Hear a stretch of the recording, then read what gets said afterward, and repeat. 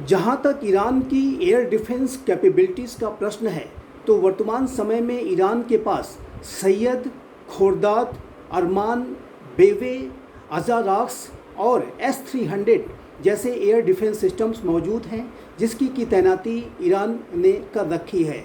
लेकिन इज़राइल के द्वारा यदि ईरान के ऊपर कोई बड़ा हमला किया जाता है, तो इज़राइल के इस एयर अटैक को रिस्पॉन्ड करना ईरान की वर्तमान एग्जिस्टिंग जो उसकी एयर डिफेंस कैपेबिलिटीज़ हैं उसके लिए काफ़ी चुनौतीपूर्ण साबित हो सकता है।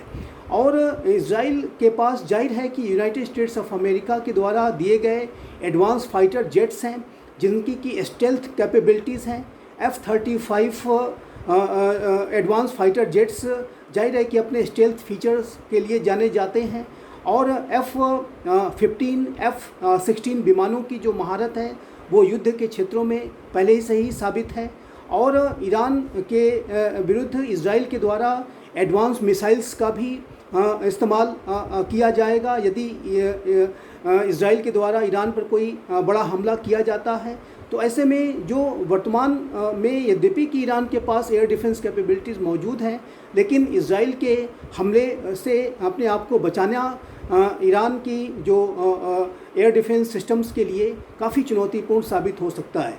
और ये सच है कि इज़राइल के द्वारा अपने ऊपर जो ईरान के द्वारा हमले किए गए थे, उसमें इज़राइल के एयर डिफेंस सिस्टम्स ने एक बड़ी कार्रवाई करते हुए ईरान के 99% से भी ज़्यादा जो मिसाइल्स को हवा में ही नेस्तनाबूद कर दिया और डैमेज नहीं होने दिया। एक बच्ची के सिर्फ मारे जाने की खबर है। लेकिन इस इज़राइल के अपने एयर डिफेंस की कैपेबिलिटीज़ को अवश्य प्रदर्शित किया गया, लेकिन यूनाइटेड स्टेट्स ऑफ अमेरिका ने और अन्य यूरोपीय देशों के जो मिसाइल डिफेंस सिस्टम्स ने भी अपनी बड़ी भूमिका इस ईरान के एक बड़े इन्वेजन को रोकने में लगाई। और अमेरिका ने भी अपने एयर डिफेंस सिस्टम्स का, अपने मिसाइल्स, फाइटर जेट्स का इस्तेमाल करते हुए इसके एग्रेशन को, ईरान के एग्रेशन को रोका। और अन्य यूरोपीय देशों ने भी इसमें अपनी भूमिका निभाई है। तो इज़राइल के द्वारा जो ईरान का बड़ा हमला था, 300 से भी ज़्यादा मिसाइल्स जिसमें इस्तेमाल की गई, ड्रोन्स इस्तेमाल किए गए, मिसाइल्स में क्रूज और बैलिस्टिक मिसाइल्स दोनों ही शामिल थी।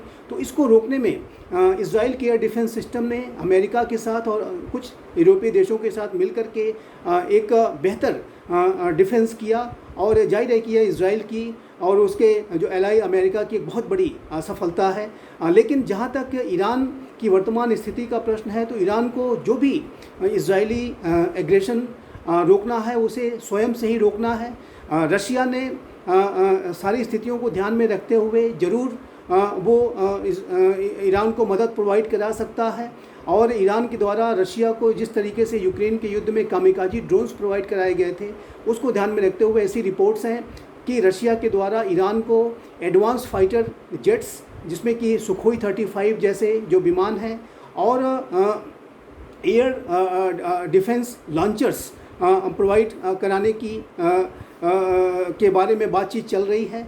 लेकिन ये जो डिफेंस इक्विपमेंट्स हैं ये अब तक ये स्पष्ट नहीं है कि क्या ये ईरान को रशिया के द्वारा प्रोवाइड कराए गए हैं या नहीं। अभी इसके बारे में कुछ स्पष्ट रिपोर्ट्स नहीं हैं कि सुखोई 35 जैसे विमान और एडवांस्ड एयर डिफेंस लॉन्चर्स और जो कि और स्टेल्थ फाइटर जेट्स के एग्रेशन का मुकाबला करने के लिए जो एडवांस्ड वेपन सिस्टम्स हैं, क्या वो रशिया ने ईरान को प्रोवाइड कराए हैं, इस बात को लेकर के अभी भी स्पष्टीकरण नहीं है। लेकिन जैसे यदि युद्ध आगे बढ़ता है तो ईरान और रशिया के बीच का जो कोऑपरेशन है वो गहरा हो सकता है, ये इस बात की पूरी संभावना है।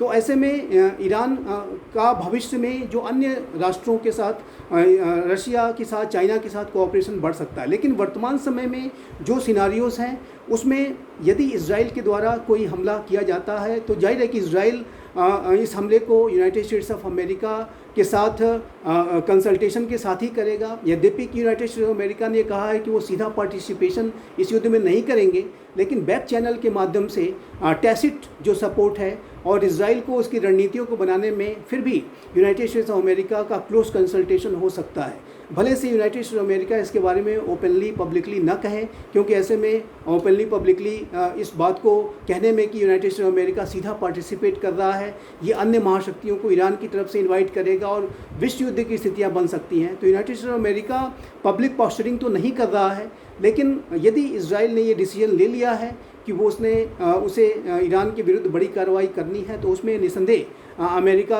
की जो फोर्सेस हैं उनके साथ उनका एक क्लोज कंसल्टेशन अवश्य होगा। अमेरिका की जो गाइडेंस, मिलिट्री गाइडेंस और उसका जो सपोर्ट होगा वो ज़रूर इजराइल को मिलेगा। और इस लिहाज से अगर देखें तो इजराइल के साथ अमेरिका का भी जो एक टैसिट सपोर्ट, एक अनडिस्क्लोज्ड कोऑपरेशन हो सकता है। लेकिन ईरान को जो अपनी टेरिटरी को जो डिफेंड करना है इजरायली एयर एग्रेशन के विरुद्ध, उसको स्वयं से करना है। तो ऐसे में ये ईरान के लिए काफ़ी चुनौतीपूर्ण साबित हो सकता है।